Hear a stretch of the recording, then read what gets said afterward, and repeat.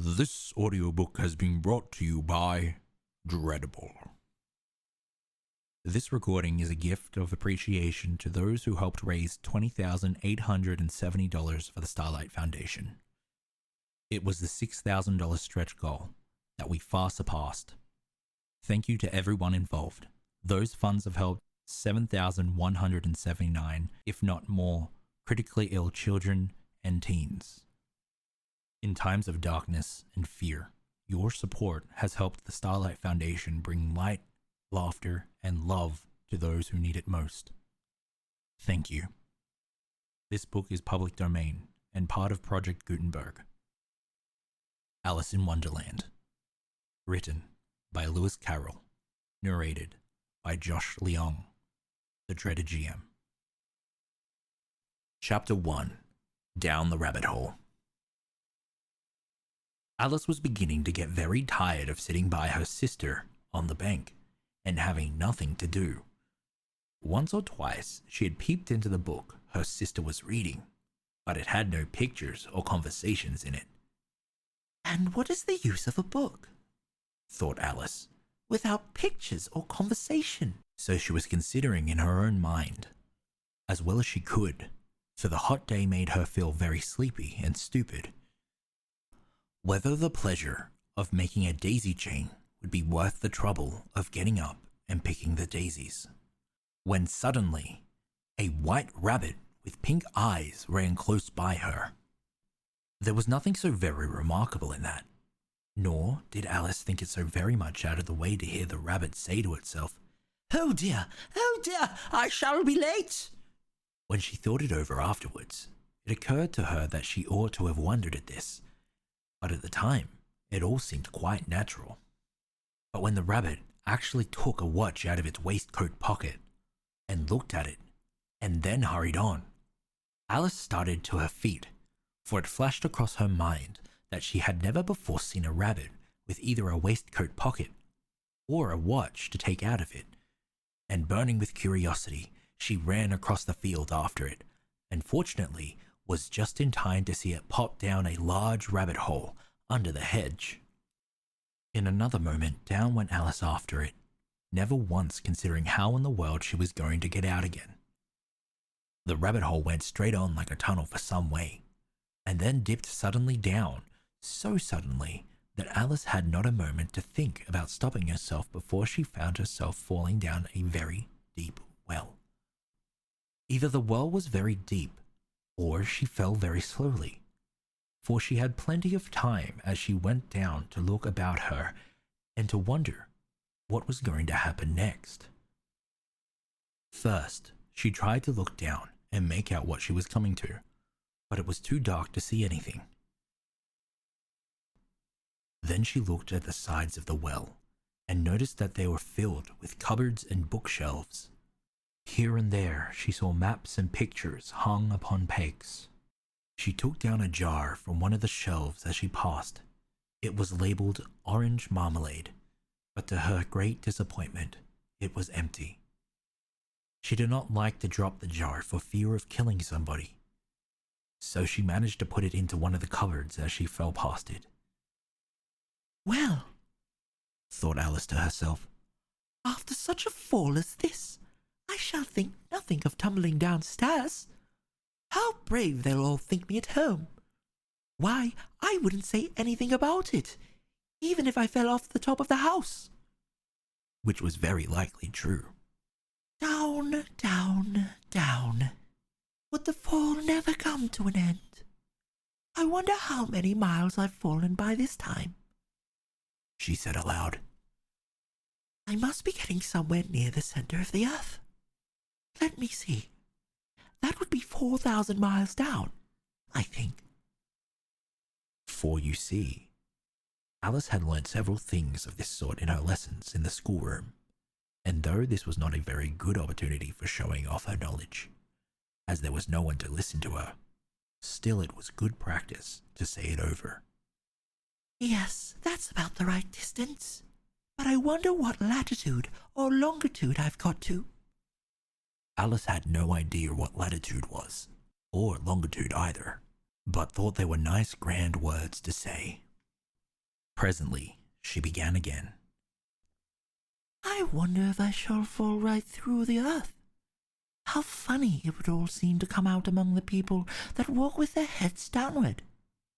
The antipathies, I think. She was rather glad no one was listening, this time, as it didn't sound at all like the right word. But I shall have to ask them what the name of the country is, you know? Please, ma'am, is this New Zealand or Australia? And she tried to curtsy as she spoke. Fancy curtsying as you're falling through the air. Do you think you could manage it? And what an ignorant little girl she'll think me for asking. No, it'll never do to ask. Perhaps I shall see it written up somewhere. Down, down, down. There was nothing else to do. So Alice soon began talking again. Dinah will miss me very much tonight, I should think. Dinah was the cat. I hope they'll remember her saucer of milk at tea time. Dinah, my dear, I wish you were down here with me. There are no mice in the air, I'm afraid. But you might catch a bat, and that's very like a mouse, you know. But do cats eat bats, I wonder? And here, Alice began to get rather sleepy, and went on saying to herself, in a dreamy sort of way, Do cats eat bats? Do cats eat bats? And sometimes, Do bats eat cats? for you see, she couldn't answer either question. It didn't much matter which way she put it. She felt that she was dozing off, and had just begun to dream that she was walking hand in hand with Dinah, and saying to herself very earnestly, Now, Dinah, tell me the truth. Did you ever eat a bat? when suddenly, thump, thump, down she came upon a heap of sticks and dry leaves, and the fall was over. Alice was not a bit hurt, and she jumped up onto her feet in a moment. She looked up, but it was all dark overhead. Before her was another long passage, and the white rabbit was still in sight, hurrying down it. There was not a moment to be lost. Away went Alice like the wind, and was just in time to hear it say, as it turned a corner, Oh, my ears and whiskers! How late it is getting! She was close behind it when she turned the corner, but the rabbit was no longer to be seen. She found herself in a long, low hall, which was lit by a row of lamps hanging from the roof. There were doors all around the hall, but they were all locked.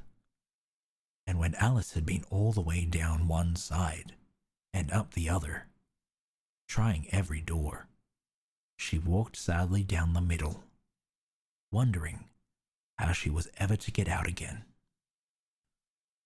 Suddenly, she came upon a three-legged table, all made of solid glass.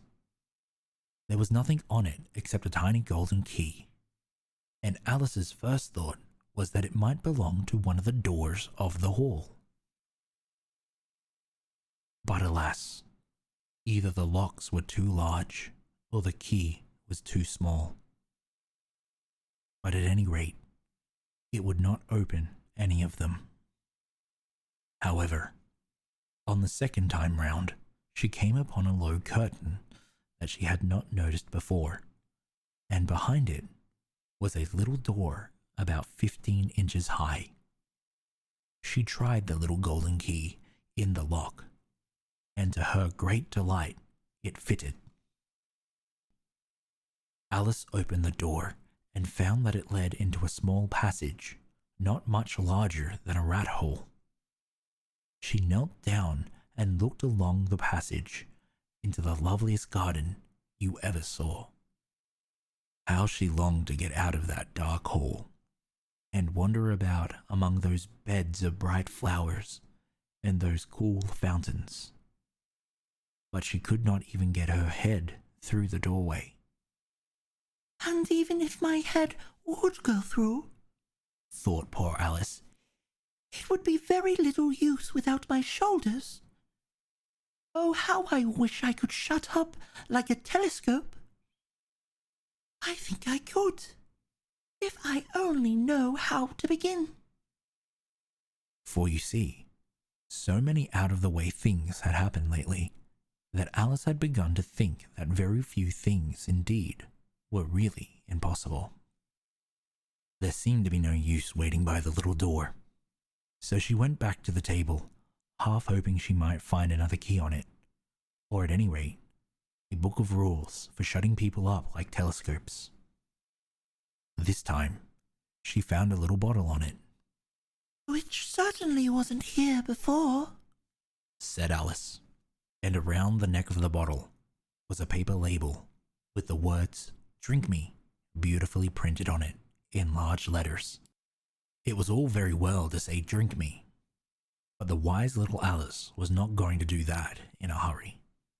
No, I'll look first, she said, and see whether it's marked poison or not. For she had read several nice little histories about children who had gotten burnt and eaten up by wild beasts and other unpleasant things, all because they would not remember the simple rules their friends had taught them, such as that a red-hot poker will burn you if you hold on to it too long, and if you cut your finger very deeply with a knife, it usually bleeds. And she had never forgotten that if you drink much from a bottle marked poison, it is almost certain to disagree with you sooner or later.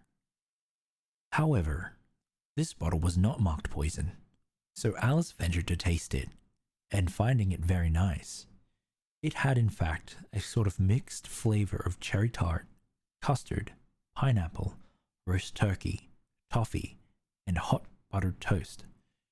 She very soon finished it off. What a curious feeling, said Alice. I must be shutting up like a telescope. And so it was indeed. She was now only 10 inches high, and her face brightened up at the thought that she was now the right size for going through the little door into that lovely garden. First, however, she waited a few minutes to see if she was going to shrink any further. She felt a little nervous about this. For it might end, you know, said Alice to herself, in my going out altogether, like a candle. I wonder what I should be like then. And she tried to fancy what the flame of a candle is like after the candle is blown out, for she could not remember ever having seen such a thing. After a while, finding that nothing more had happened, she decided on going into the garden at once. But alas for poor Alice, when she got to the door, she found that she had forgotten the little golden key, and when she went back to the table for it, she found that she could not possibly reach it. She could see it quite plainly through the glass, and she tried her best to climb up one of the legs of the table, but it was too slippery, and when she had tired herself out with trying, the poor little thing sat down and cried. Come, there's no use in crying like that, said Alice to herself quite sharply. I advise you leave off this minute. She generally gave herself very good advice, though she very seldom followed it. And sometimes she scolded herself so severely as to bring tears into her eyes. And once she remembered trying to box her own ears for having cheated herself in a game of croquet she was playing against herself, for this curious child was very fond of pretending to be two people.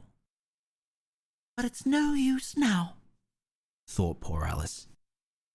to pretend to be two people. Why, there's hardly enough left of me to make one respectable person. Soon, her eye fell on a little glass box that was lying under the table. She opened it and found in it a very small cake, on which the words "Eat me" were beautifully marked in currants. Well, I'll eat it, said Alice. and if it makes me grow larger, I can reach the key. And if it makes me grow smaller, I can creep under the door. So either way, I'll get into the garden. And I don't care which happens. She ate a little bit and said anxiously to herself, Which way? Which way? holding her hand on the top of her head to feel which way it was growing. And she was quite surprised to find that she had remained the same size.